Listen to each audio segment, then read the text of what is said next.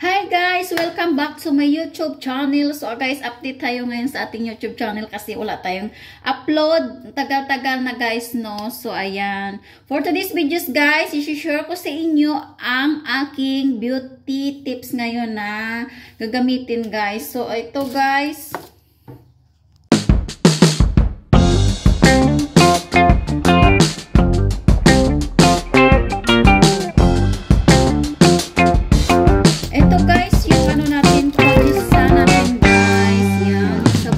Soap natin na Kojisan. Ito yung ginagamit natin sa ating face ngayon.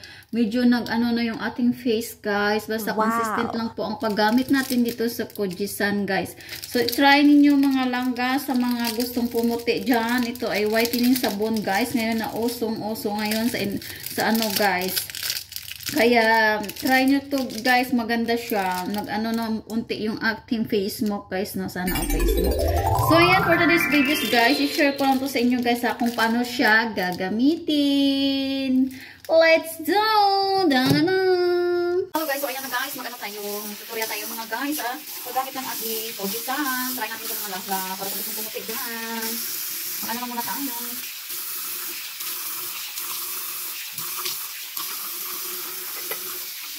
So ayan na guys, nahati ko yung sa akin guys para makatipid tayo. Kaya alam mo guys, mahal ang sabon dito sa lalo pa sa ibang mga guys, no? Sa ibang ganita guys ba?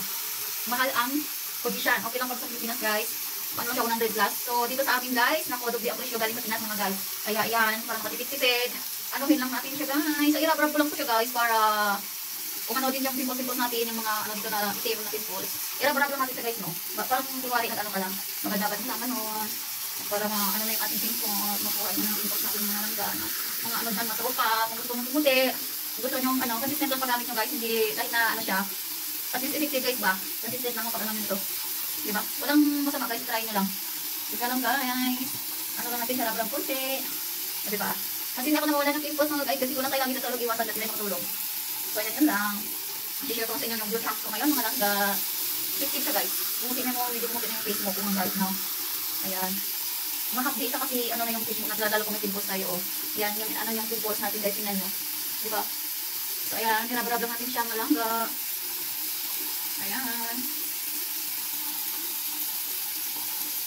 Iba naman kasi guys yung paggamit ko kasi ano, ginagamit din ako na sabon to, tapos nilagyan ko siya guys ng lemon juice. I-share ko sa inyo sa next vlog ko guys, i-share ko yun sa inyo kung paano gagawin yung ating Kojisan with lemon. Sa next vlog ko na po i-share sa inyo mga langga. So, yun lang po. Thank you for watching and God bless all. God bye!